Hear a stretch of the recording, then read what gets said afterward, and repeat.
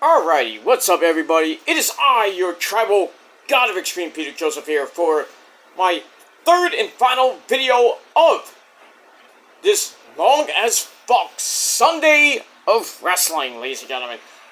But thank you all for watching video number three, right here on the Peter Joseph YouTube wrestling channel, youtube.com/Peter Joseph.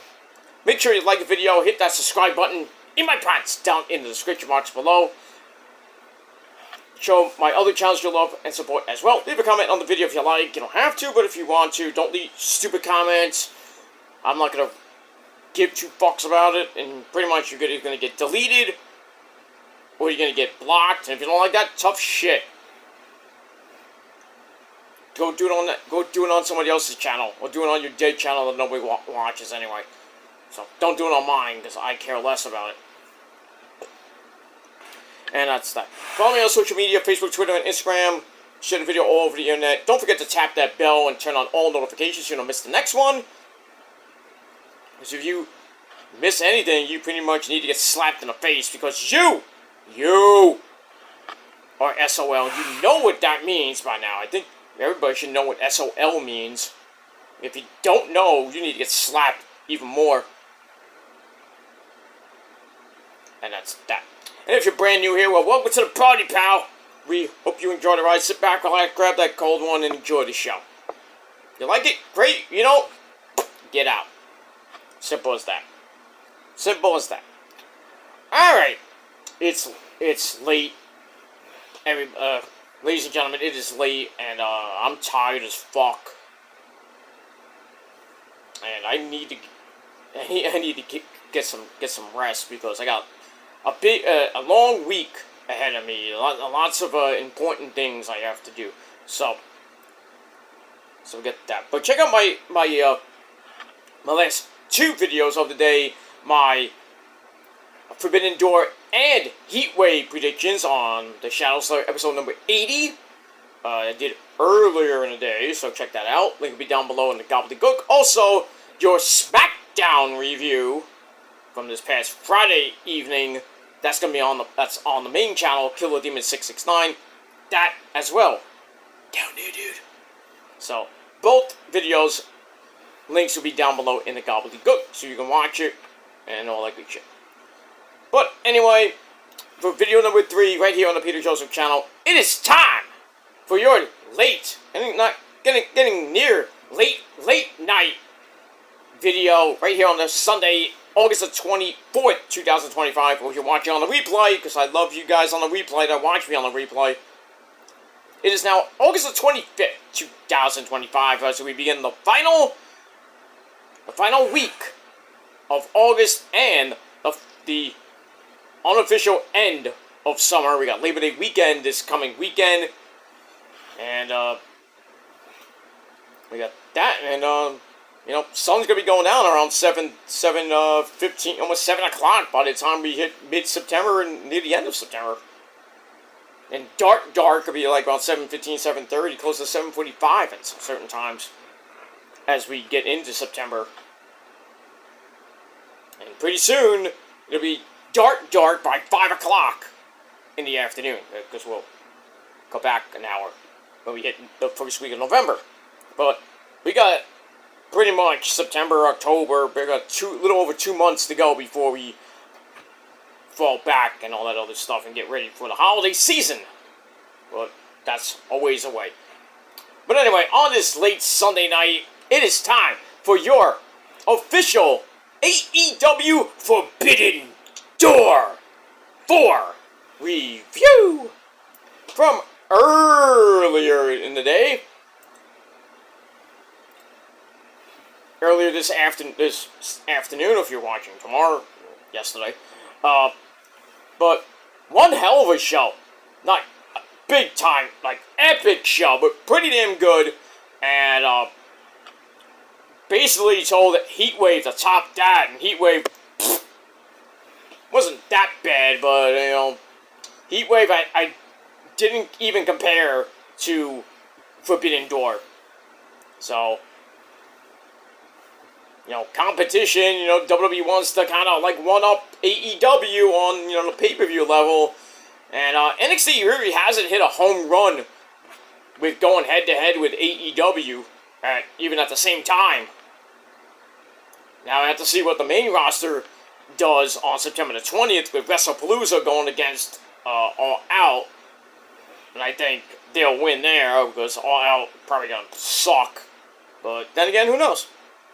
But it's going to be, WrestlePalooza starts an hour earlier at 7, and then All Out will begin at 8 o'clock with the pre-show at 7. At 7, so pretty much the pre-show goes head-to-head with the main show for WrestlePalooza. And nobody's going to watch the pre-show for All Out, so. But I may or may not watch All Out live. I might watch the replay of All Out, and I'm going to really watch WrestlePalooza. And we got that. And then really, September 20th on to all of October, pretty much, we got a pay-per-view pretty much almost every weekend. It's crazy. We got 2 on the same day, in the same time period, WrestlePalooza and Forbidden Door. Then the week after that, September 27th, or the 28th, the 27th, I believe, we got NXT No Mercy, the next NXT pay-per-view. And then the weekend after that is Crown Jewel, or Crown Fool. And then the weekend after that is Bound for Glory. The weekend after that is Wrestle Dream in St. Louis. And the weekend after that, October the 27th, a special day we all know and love. And that's pretty much right near Halloween, is Halloween Havoc. Which is coming back to pay-per-view for NXT. So NXT's got, we got a lot coming up. And in between, we got Raw, SmackDown, Dynamite, shit like that. This Friday, we got Death Before Dishonor for Ring of Honor purposes. And then, after, we get a little bit of a break, finally. And then after Labor Day, we're getting ready for those end of September pay-per-views. And then pretty much a big, huge slate of stuff. It's insane. Good time to be alive. Good time to be a content creator.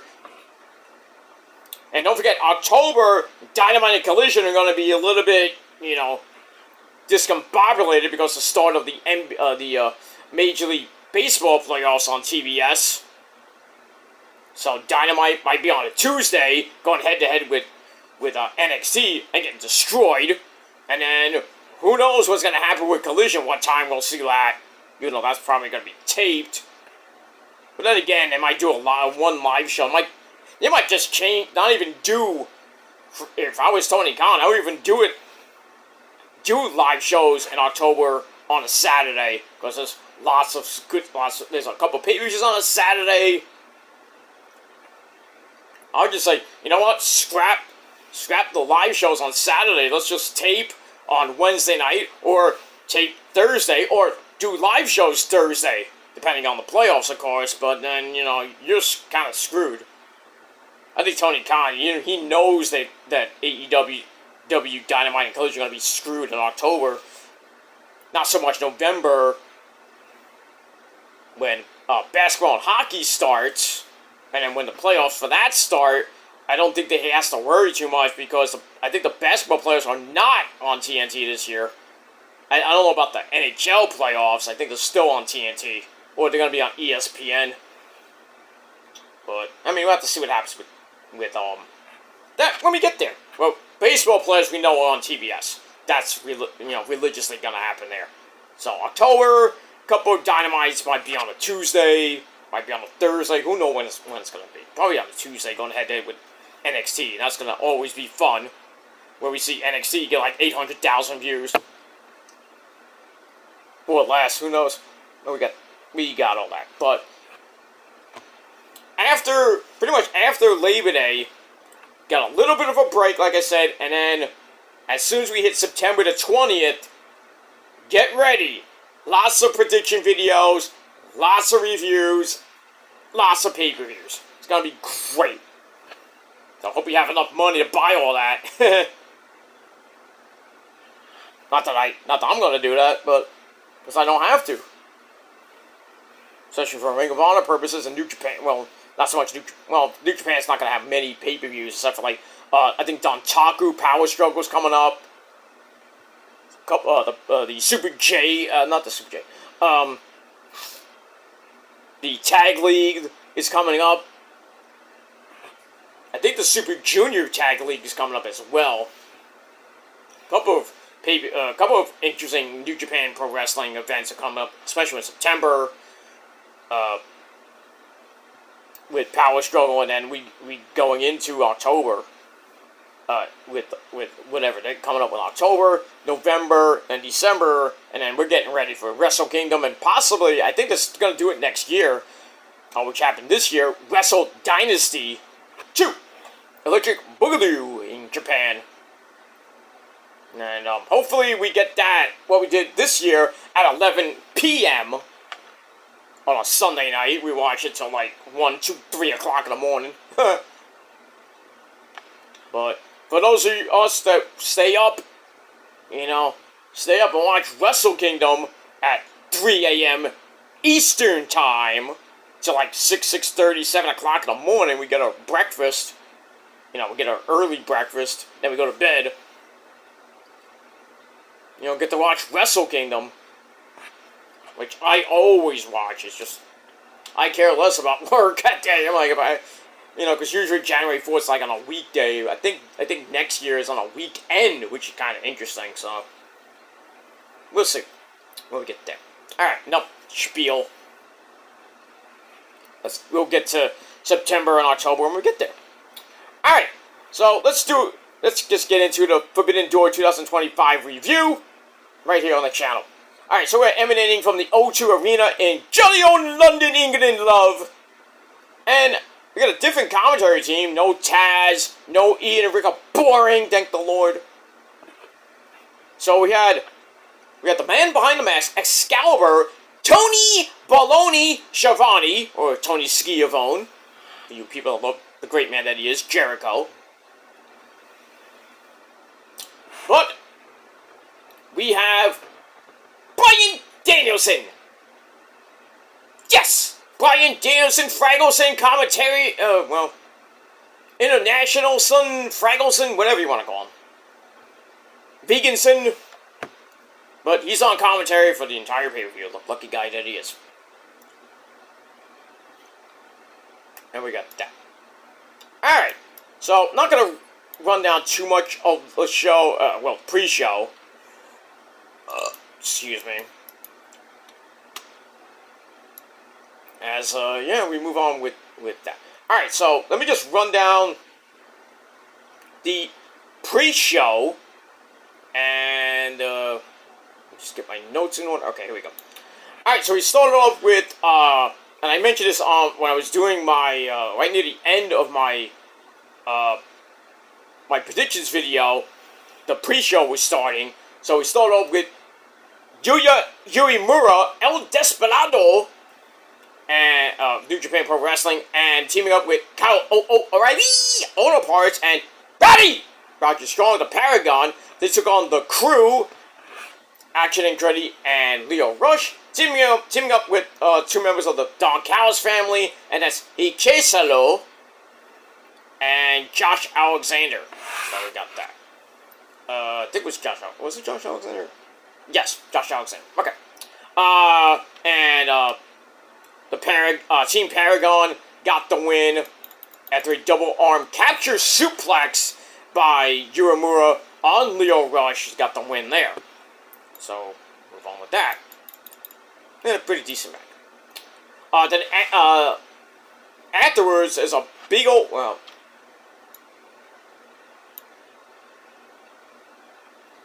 Ishii was there, and then, afterwards, there's a big old beatdown, big old beatdown. Then Ishii, did finally come out and brawl with the big man, Lance Archer. Everybody dies! Well, you died, as Ishii basically whipped his ass, pretty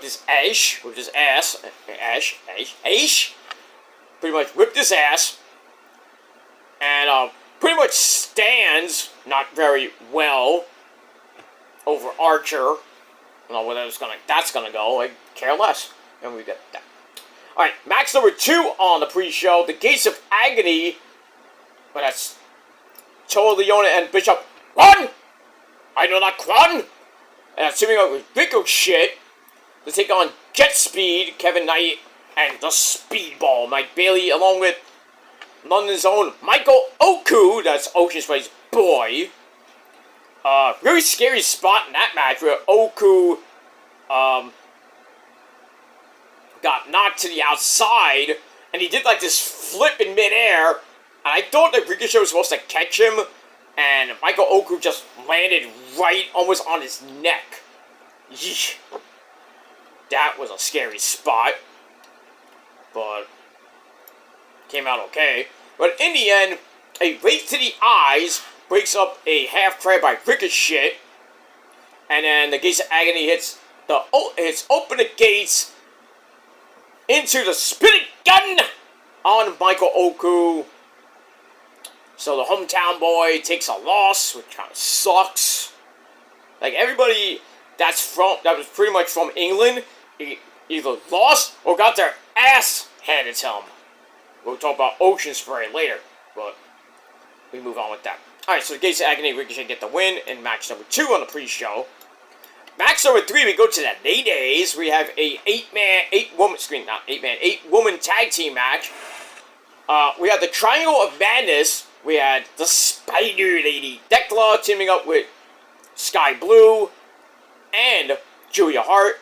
They team up with the Mega Sis, Megan Bayne, who had Penelope Ford at ringside. They take on the Resident Phone Girl, bam, Willow Nightingale, Chris Statlander, Holly Cameron with her dazzling new Dazzler dashing Cody Rhodes-like face mask, because she had who broke her nose about a month or so ago.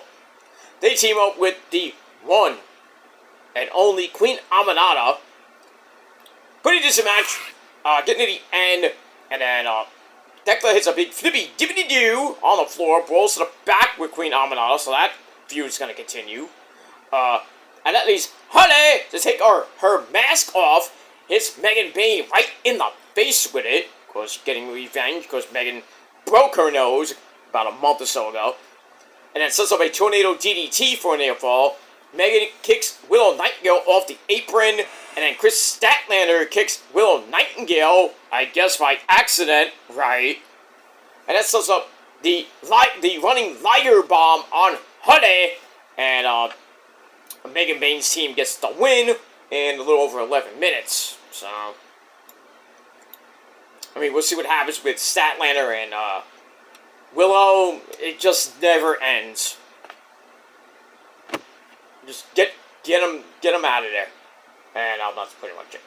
Alright, then the main event of the pre-show for the AEW Trios titles, we have the Ops, Samoa Joe, Powerhouse Will Hobbs, and Katsuyori Shibata taking on the Bullet Club War Dogs, to shoot me for the love of God. And that's Clark Connors, Robbie X, and Drilla Maloney. Pretty decent match, but in the end, still, your reigning, defending AEW Trios champions, the Ops, get the win after Samoa Joe kicks Robbie X into the corner, and then everybody's in the ring. Shibata chokes Drilla Maloney, and then Samoa Joe with a muscle buster on Robbie X. 1, 2, 3 to get the win. That's it. So, I don't know who's going to beat the Ops at this point for those belts. I care less. They should just get rid of those damn belts. Hardly get defended, kind of like the Ring of Honor belts. But we got that. Alright, so that's that. And then we start the show off properly with an opening video talking about how special it is to have wrestlers from so many promotions on one show, even though it was AEW, Ring of Honor, CMLL, and Basic Stardom. Technically New Japan as well. So we got that, and yeah, pretty much it. Alright, so we start off with match number 1, and I'm just going to paraphrase the results. I'm not going to go into it because it's late and I got to go to bed. So we had Edge and Christian, or Threshold and everybody's favorite father. How's our fathers doing this evening? Well, this late night. Christian Cage. They take on the matriarchy of the returning Luchasaurus and Christian Slater, otherwise known as Kip Sabian, with Nick Wayne's mom has got it going on. Yes! As always, yes! Pretty decent match. Luchasaurus looked like he never left.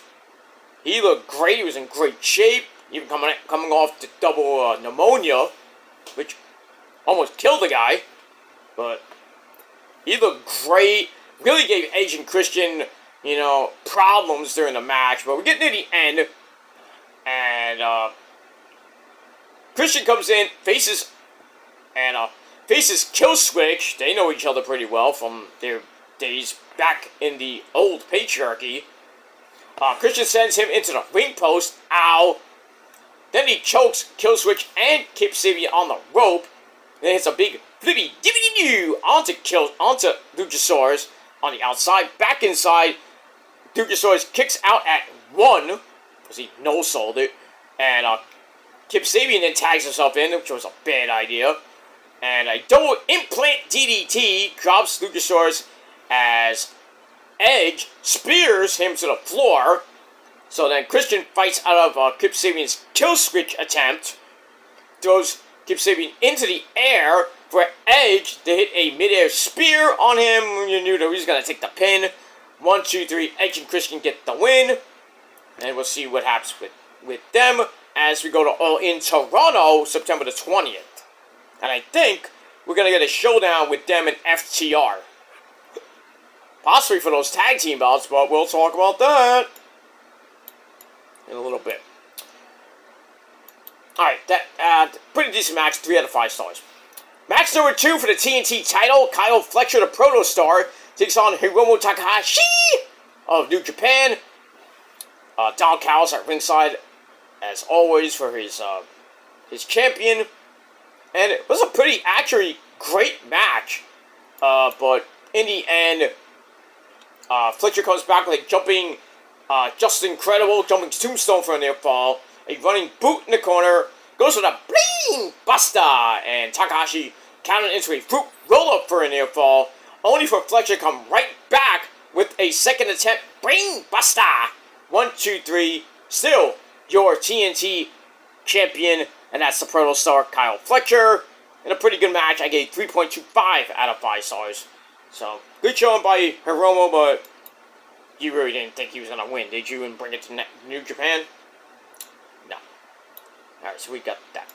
Alright, match number 3, we go to the ladies for the TBS title. 9 belts at the time. 9 belts. Mercedes Moné, the CEO, takes on Bozilla from Stardom. Persephone from CMLL. And from AEW / Ring of Honor, Alex Windsor, the hometown girl.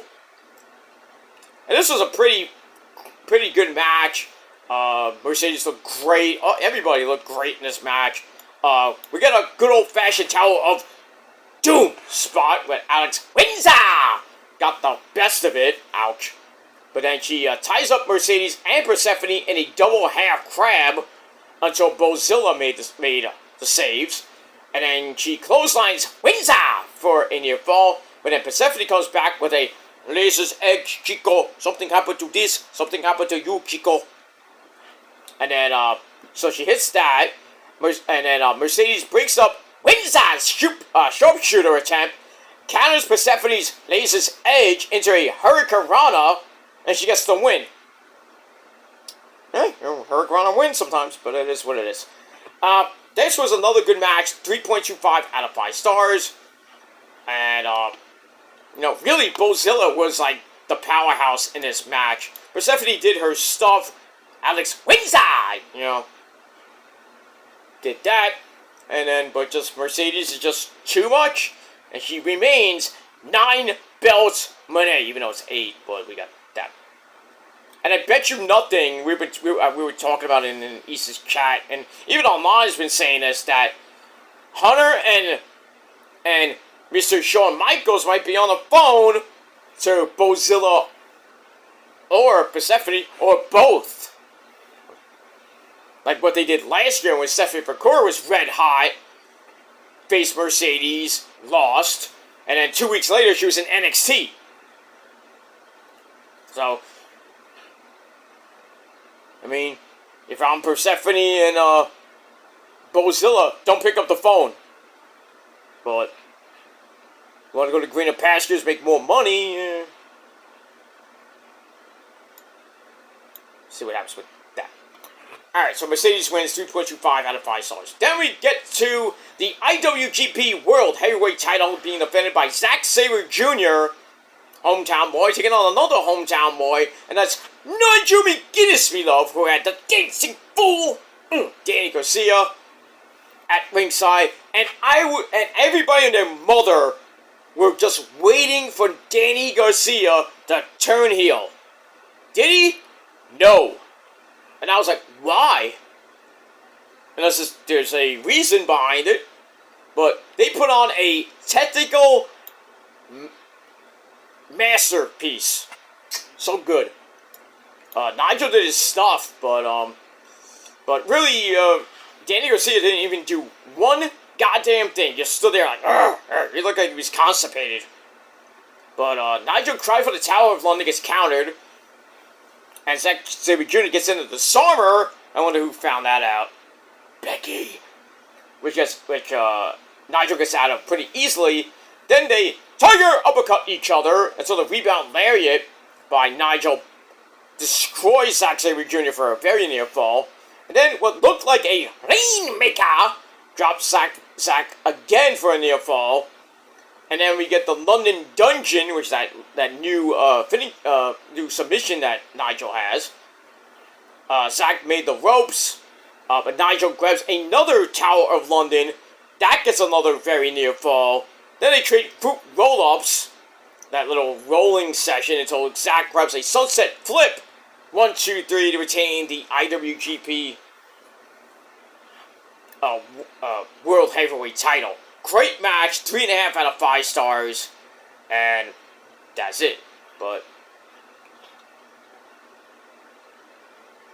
we'll see what happens with that. Maybe we get Nigel and Danny Garcia, maybe at All Out. I mean, we'll see. That's that. Alright, then we get a special presentation by Tony Baloney. He gets in the ring after Nigel and Danny just stand there for a second, realizing, yeah, this has nothing to do with us. Oh, we're out of here. And then, basically, the special presentation was the announcement of the attendance, 18,982. Even though they sold over 17,500. So, you know they were capping. That's lie. Not cap, call him cap. That means lie. So, yeah, nice lie to overinflate the attendance, which which WWE does religiously. So, we get that. Alright, then we see Queen Amanada and Dekla brawl from the back into the arena with Sky Blue and Julia Hart coming into a 3-on-1 beatdown. So who is going to save her? Well, it's not Anna Jay, it's not Ty Conti, it's not even Chris Statlander or Willow Nightingale. We got the returning and hometown girl Jamie Hayter returns, still in her 70s gear. I was hoping she'd get rid of that freaking, not Daphne, but Daphne from Scooby-Doo look. Change her hair back to, like, blonde or black or brunette, or who knows. But she's still that 70s show freaking Jamie Hayter. It is what it is. And that's that. I played a guy in the 70s. Yeah, I know, Mike. That 70s guy, Mike, awesome. You were great in that. The hippie Mikey, awesome. Yeah, that van that looked like the Partridge Family and shit. That van was too ugly. That color looked ugly. Yeah, you were wearing puce. back in the day. What color is puce? Is that like puke? No, not really. I don't even know what you consider puce. Almost like a mint green, I don't even know. I thought you knew everything, Mr. Joseph. I don't know everything. I don't know what puce looks like. I already got that because, from Wayne's World and our good friend Uncle Ted. Uncle Ted? You have an Uncle Ted? Yeah, Ted Nugent, you know him. The guy that slaughters animals. Oh, that guy! I like that guy. I like his music. That Cat Scratch Fever guy, right? Yeah, that guy. I met him, by the way. Oh, you're very, you're very awesome yourself there, Mr. Joseph. I know. I meet great people. I wish I met you. I kind of did, because I was at a lot of ECW shows you were at. I never met you in person, but, now I do. Because I know you very well, since you sadly passed away. What do you mean? Oh, right. This goddamn Halo. If I was alive today, I'd love to meet you, Mr. Joseph. I think you're a great guy. I know. I'd like to meet you, too. We'll talk about all those great Japan days. Yeah, but I don't want to talk about that guy! You don't say his name. I won't. Can't say his name. We'll just call him MT. MT? Yeah, MT. Alright, Mike. I gotta finish this up. You have a great night. We'll talk again tomorrow. Alright, bye, friends! Bye! Okay, get out of here. Gotta love that guy. If you don't like Mike Awesome, you got problems. Anyway, we move on. Alright, so Jamie Hayter returns. That's one of the big returns on the show. We had another one that, bored us half to death. We got that. Alright. I think this is match number 4 or 5. I think it was 4. Because we had a 9-match card. We go to the AEW Tag Team titles. So we had the Hurt Syndicate. We hurt people. We hurt people. Like the Prophecy does every single day. I hurt people too. I hurt Rose's pussy earlier. Ha ha ha ha. Oh yeah. Anyway, so we got Bobby Lashley and Shelty Baby Shelton Benjamin taking on FTR, Fuck the Revival, Cash, Gotta Clock, Wheeler, and Daxie Axe Hardwood, who loves JD. Not like that, but, Yeah, JD, enjoy your win today. Because the Mets, didn't choke per se, just stupidity by a moron like Carlos Mendoza. And bad fundamentals by the Mets just cost them a game. They're 7 games back, going into Philly, actually coming home, not in Philly. They were at home tomorrow night. Big 3-game series at Citi Field. No Zach Wheeler, that's a good thing, because he's out for the year. So, Mets got to sweep. They have to sweep at this point. I mean, 2 or 3 wouldn't be bad, because you would stay around 5 games back. Don't know what the Reds did today. I hope they lost. But then again, Arizona wins. That becomes 4.5. Then you got to worry about Arizona and the Reds, who the Mets play not this weekend, next weekend in Cincinnati. That's going to be a big, huge series. And including this week they got the Phillies and the Marlins, who always cause problems for the Mets, and they can play spoiler. So, these next 7 games for the Mets are big time going into September. See if the Mets can be contenders or, pray and hope to get into the playoffs with that probably a 6 seed at this point. And who they face probably be coming out of the NL West, whether it be the Dodgers or the Padres. And ooh, I don't know. I don't think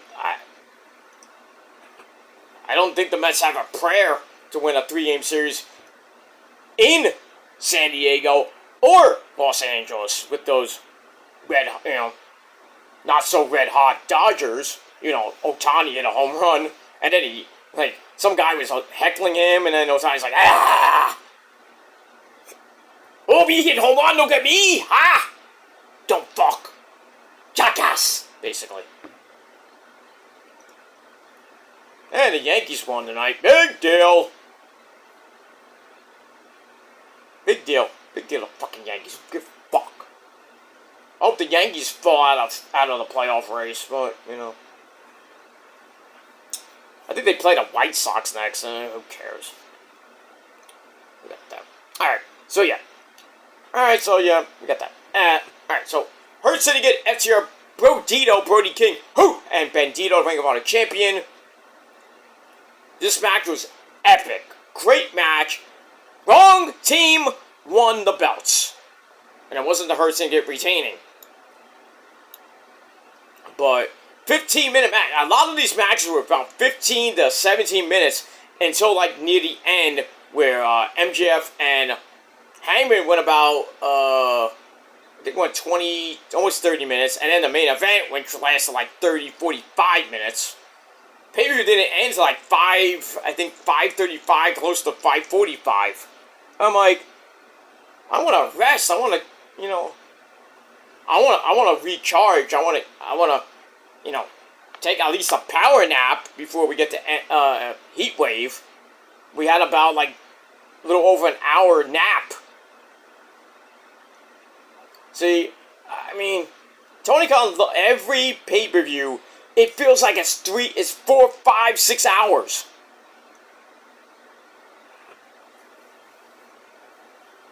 And that's not including the pre-show, which is an extra hour and a half. So basically, AEW had 6 hours of programming, and NXT, which was 2.5 hours, which was great. Pay-per-view ended around 9:30, 9:40-ish. Thank you, Hunter. Well, thank you, Mr. Hickenbottom, Mr. Shawn Michaels, and Nick Khan, man. That's all I like to see. Short cards, like a 6 to 8 show card, unless you're WrestleMania. And you know, it starts at 7, and then it ends around 9:30, 10 o'clock. Great. Take notes, Tony Khan. Unless it's like a big show, like All In, or yeah, pretty much All In, Full Gear, like the big name pay-per-views, not so much the semi pay-per-views like Wrestle Dream or Revolution. Well, not so, I guess Revolution is one of the big four anyway, but or the big pay-per-views. But you got like Wrestle Dream Dynasty. That cannot be 4 hours. Those are lesser pay-per-views and they last 4.5 hours. I mean, come on.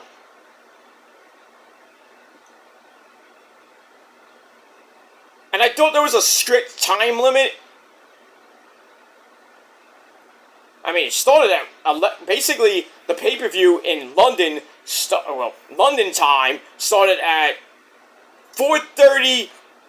British time, 11:30 here in the East Coast, and it didn't end until about 10:30, almost 11 o'clock at night. And then they had like a 2 hour, like an hour, I don't even remember how long I didn't watch the scrum, which had to last over an hour, hour and a half. So everybody left about like midnight, 12:30, maybe 1 o'clock in the morning, British time. It's 7:30 now. I mean, they're probably on the plane going back to the States because I got to get back to Philly on Wednesday for their Philly residency, so they don't have to really go far. But some people, you know, some of the superstars have to go home, see their family for like a day, and then back on the plane they go to Philly for like a day or two, and they come back and then go back and forth to Philly for the next few weeks. Until we get to All Out, where they have to go north to Toronto, and then back down after that as we go to Wrestle Dream, which is in St. Louis, Missouri, at the K-Fitz Arena. Interesting place. We get that. All right, but like I said, new tag team champions in Brodito. I'm like, what? I thought this had to go to FTR. I think FTR got screwed, really, because they didn't want to lose to the Hurt Syndicate, I believe. So Bodito get the win. But I have a feeling they're gonna, maybe this Wednesday on the program, they're gonna take on FTR. FTR wins the belts, and I really think what should have happened was FTR win the belts and go on to All Out Toronto to face Edge and Christian for the belts in their home country. Edge and Christian obviously will win that unless they go to Wrestle Dream and they win it there, but it's not a different state, or different. Well, back in the U.S., they win it in St. Louis and not in Toronto where they should win it, but logically you would think that, but is wrestling ever logical? You just got weird things that just, like, what? How does this make sense? It's like everyday life, things, you know. My life is so illogical, I can't even think straight. Sometimes I don't make sense, you know, but you're still watching. I try to make sense out of all this fucking shit that I've been doing for 16 years. Where we got that? Alright, so Bodito get the win after Brody King monkey flips his partner into the 450 to Dax, and they get the win, and everyone's like, what? And everybody got pissed off on Twitter. I mean, some people were shocked that Bodito won. I think everybody had FTR on their bingo card to win. Obviously not. That was like a bracket buster. I'm like, fuck. That was the only match I lost. I should have been 9-0. I should have went perfect for this pay-per-view. I went 8-1, which isn't bad. The damn Bodito. Damn it. And on NXT, I went 4-2. So, not bad. Not bad for NXT, but great. Great predictions. Like, I freaking knew everything. I knew who was going to win, but I did not expect Bodito to win the tag team belts. Did not see it coming. But we got that. Alright, then we go to the unified title. We had Okada taking on Swerve Strickland with my good buddy Mr. Prince Nana. Buy his coffee, please, at ringside. This was another pretty good match. The tag title match I gave 3.25 out of 5 stars. So we get to this match, which lasted 16 and a half minutes. Back and forth they went. And Okada hits a tombstone on the floor. Ow. And that really was the beginning of the end for Swerve's neck. Because they go back in. Okada goes for a haymaker, gets counted into the house call. And then Swerve fires off some big-time clotheslines. Okada goes for the Rainmaker again, missed again. Swerve hits a drop kick. Then a powerbomb is swung into a power slam, which was nice. Plants Okada, followed by the Swerve stomp. And Swerve almost won the belt, but Okada kicked out that tool. Then Okada, being the big money, big match guy that he is, even though he wins a lot of matches big time in Japan, not so much in the States, but now he's held that well, I'll get to that in a minute. Okada gets smart, goes to that damaged knee he attacked, on Collision. Then we get another epic pull-back Okada dropkick, and then Swerve comes back with another house call, goes for it again, but walks right into the Rainmaker. 1, 2, 3, Okada still your undefeated, undisputed, unified champion. Damn. So, we got that. But I did pick Okada to retain, so we got that. And that's it. And then after the match, Okada goes back to the knee. Prince Nana makes a save with that trusty pipe of his. Not that pipe, but a lead pipe. And then he's checking on he's checking on Swerve because during the match, Swerve, I think he got, there was a power driver on the steps on his neck. Ow! So he's checking on Swerve to see if his neck's still intact. And then, out of nowhere, we see for the first time in like, what, about a year, almost a year and a half? We have this guy, Wardlow! Yeah, Wardlow returns for a big old beatdown on poor Prince Nana and Swerve, laying them both out, and security. And then Don Callis was at ringside. He's like, what the hell? And then Wardlow just goes right up to Don Callis and hugs him, so he's in now another new member of the Don Callis family. How many people are in that?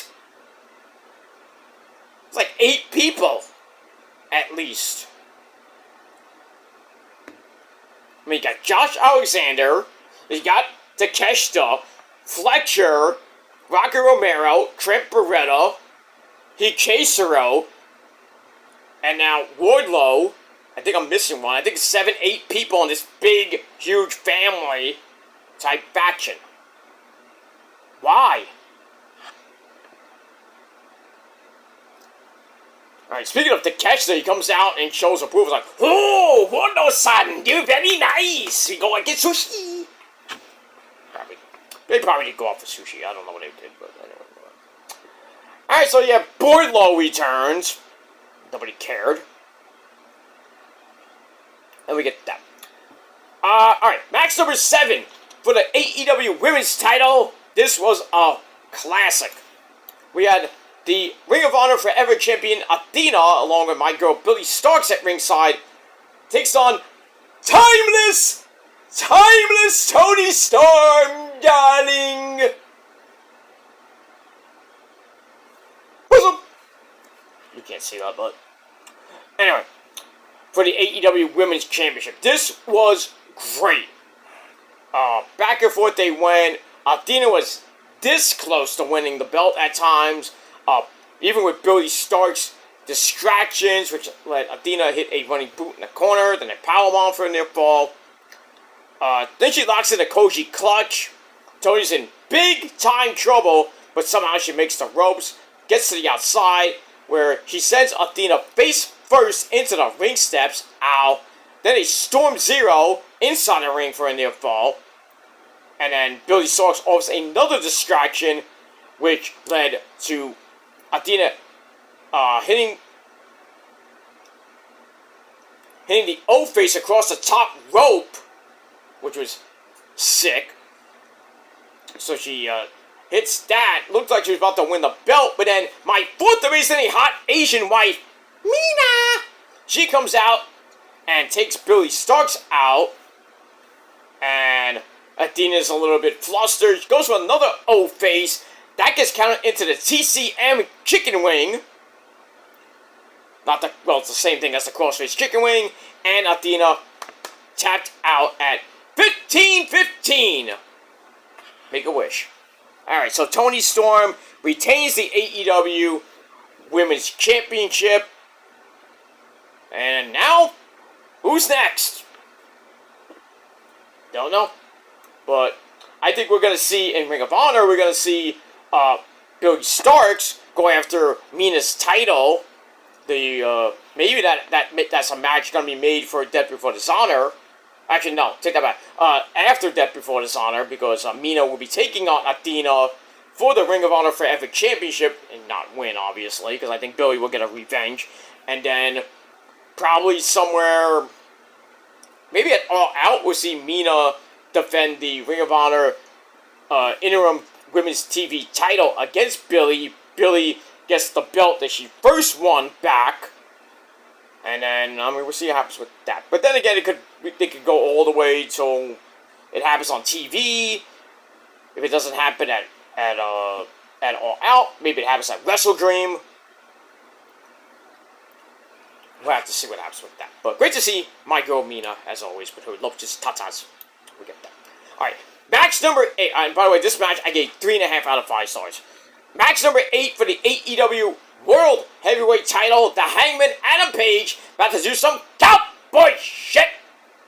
Takes takes on the #1 contender and his, well, he did not cash in his Money in the Bank contract, but he takes on Maxwell Jacob Fartknocker, MJF, in a nice, snazzy green feathered robe. Ooh, maybe Ric Flair might be a little bit jelly about that one. So if Adam Page gets counted out or loses the title via DQ. So he could lose by pinfall, DQ, count out, or submission. So the odds were very much in favor of MJF. So we get the big match intros. They beat the fuck out of each other. Both men busted wide open, gushing like fucking pigs. At one point, he sets up a table at ringside. Page sets off a moonsault, which did not break the table. I am the table! And then Page throws up the table, hits the Deadeye through the wood. And then Daniels is like, yeah! I guess Danielson still hates MJF for about a year or two ago with those crazy matches. Alright, MJF manages a foot on the rope back inside, then they're back to the outside. Max avoids a charge, sends Adam Page into a chair, excuse me, which busted him wide open. Then a jumping and running tombstone onto the broken table rocks the now busted wide open Adam Page. They start the count, and Adam Page gets in at 9.999999999999999 Batman 5.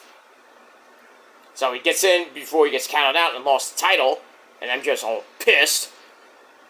And then the turnbuckle pad gets exposed right in front of the referee. Adam Page sends MJF into the exposed turnbuckle, busting him wide open. Then they slug it out. Serial rolling elbows. Rapid fire pinfall reversal sequence. That was nice. 1, 2, 1, 2, 1, 2, 1, 2, 1, 2, 1, 2. And so Adam Page wins that with Deadeye for a very near fall. And Adam Page is pissed. So MJF basically dares him to hit him with the Dynamite Diamond Ring.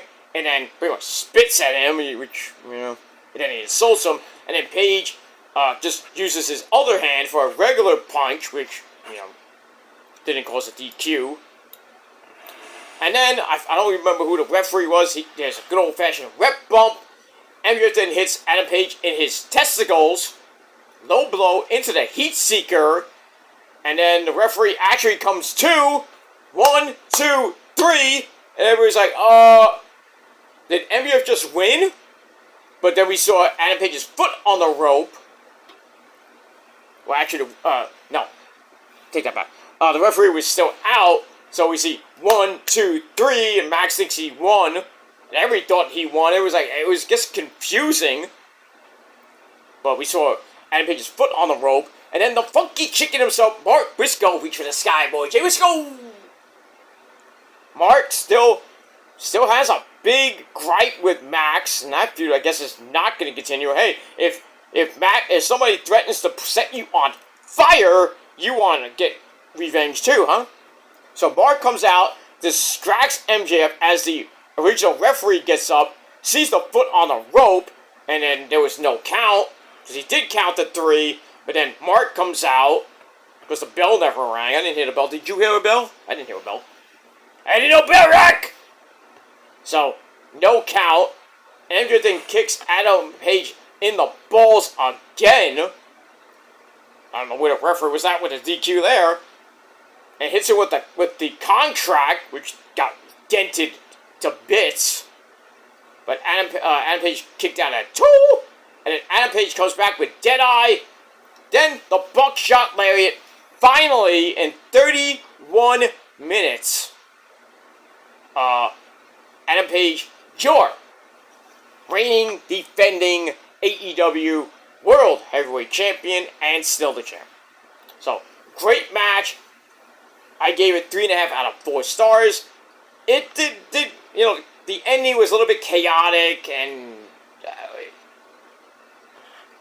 you know what was going on. We were like, what? All right, so we get that.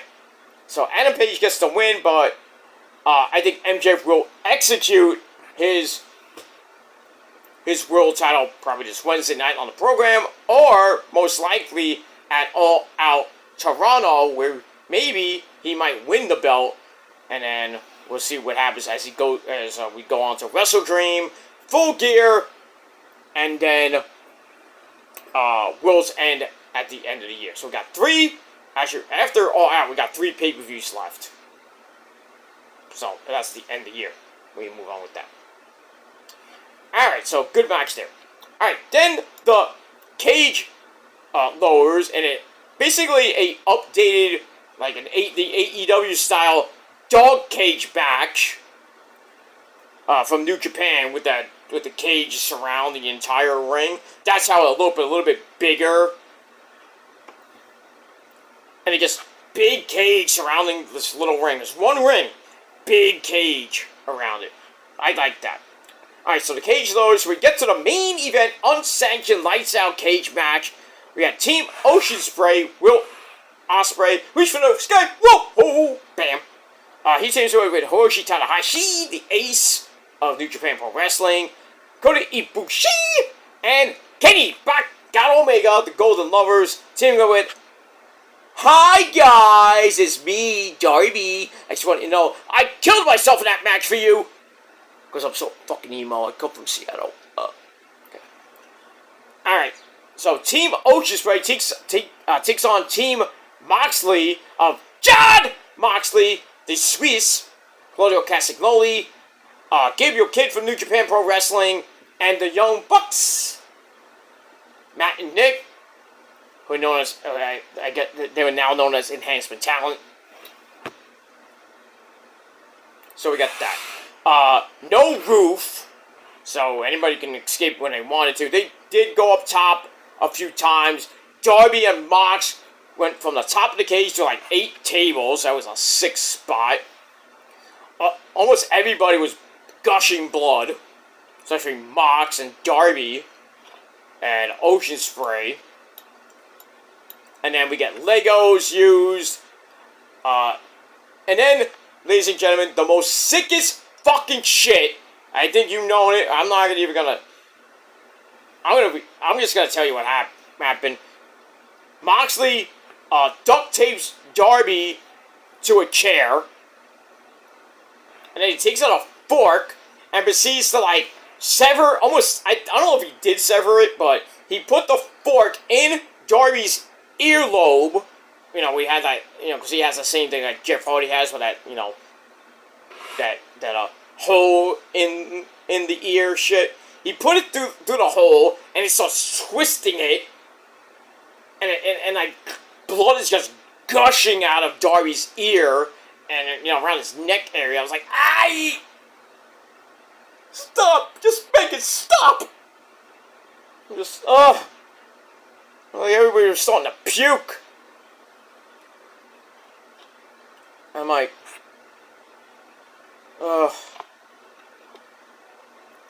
But we got barbed wire.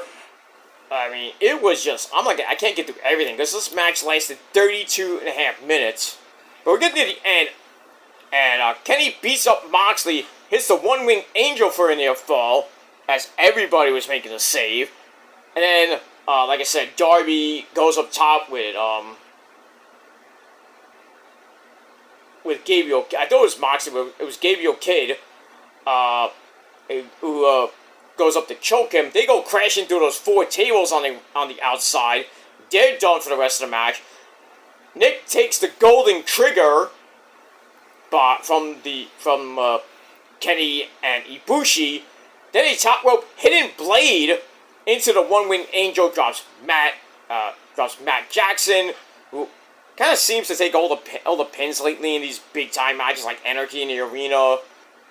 But alright, so we got one-winged angel, drops Matt, and then Tanahashi goes up top, hits high fly flow, 1, 2, 3 to get the win for Team Oceanspray. Match was chaotic. 4.25 out of 5 stars. And that's that. So Oceanspray, you know, it was going to be his last match before he gets neck surgery. And who knows when he's going to come back from that. Maybe, hopefully sooner than what we originally think is going to happen. Probably about maybe a year. Who knows. So he gets all the adulation. And he's about to leave the cage. I thought that was it for the pay-per-view. We're going to leave with Oceanspray in the ring, and, everybody pretty much left the cage. But then afterwards, as Oceanspray was leaving the cage, Claudio uppercuts him, and then the Death Riders jump him, and then basically everybody else, in the match. Rita Shafir started climbing the cage at one point. And they start beating the fuck out of Oceanspray. They locked the cage, so Kenny, the Ops, anybody who was Oceanspray's friend couldn't do anything. And it was like, raise the cage! Raise the cage! Nobody raised the cage until afterwards when Oceanspray's neck was shattered. After they pulmonized him. Then the cage is finally raised. Then the Ops and company run in. And that basically ends the pay-per-view because the pay-per-view went to black. That's that. And then if you follow AEW on YouTube, during the YouTube exclusive, we see Doc Samson and the EMTs come in. Kenny's there. Ibushi's there. The Ops are there. And basically, Oceanspray gets put on a stretcher and wheeled out of the arena, and that's the last time we saw him. But I think when he does come back, he's going to get revenge on Mox. When? How long he's out? I don't know, because it depends on when he gets the surgery. If it's right away, he'll probably come back in maybe 6 months to a year. If he gets it later, maybe a year and a half. Who knows? But Swerve's out with, got storyline written off. And Oceanspray pretty much got storyline written off because he's actually getting neck surgery. I don't know about Swerve, but 2 big stars are gone. So, we'll see what happens with that. And that's pretty much it. Alright, guys, that is it for my Forbidden Door 2025 review. I thought it was a pretty damn good show. And I gave it 8.25 out of 10 stars. Let me know what you guys thought of the pay-per-view in the comment section down below. You can do your own video if you like. Whatever you want to do. And that's pretty much it. Alright, so Forbidden Door 4 is in the books. AEW did say they're coming back to the UK. I don't remember they said when, but they said they're going to come back to the UK for maybe a Dynamite or Collision, maybe next year's All In or All Out. We'll have to see what happens with that. Or maybe another pay-per-view that's not that's not All In or All Out. We'll have to see what happens when as we finish off the year and going into the next year. But still, 8.25 out of 10 stars, and that's that. So we'll see what happens this Wednesday night on the Aftermath show. For Forbidden Door, Dynamite, and Collision start their ECW Arena residency. I think it lasts 3-4 weeks, probably to right before All Out. I think it ends right. I think Collision, the final Collision, I think is in Philly. It was going to be in Toronto. I gotta check that, but it is what it is. So, going to be from the Land of Extreme, Philadelphia, Pennsylvania this Wednesday night and Saturday night. So it should be good shows. We'll see what happens with that. And we move on. Alright, thanks for watching, guys. Until next time, go to sleep for you people on the East Coast. On the West Coast, good night, everybody. And that's it. Until next time, peace.